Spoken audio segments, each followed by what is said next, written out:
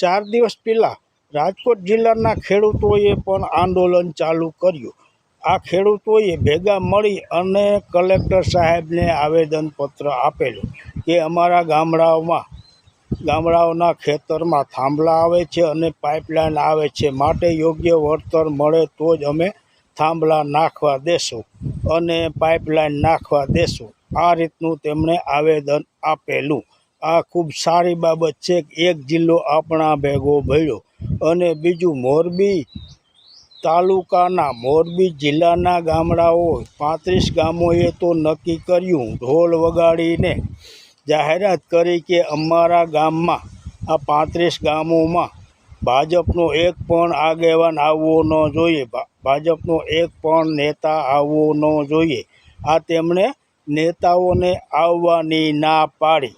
આવું જ થવું જોઈએ, તો જ આ ભાજપના નેતાઓને ખ્યાલ આવશે કે ખેડૂતો કેટલા ગુસ્સામાં છે અને ખેડૂતોને વળતર આપણે આપવું જ પડશે।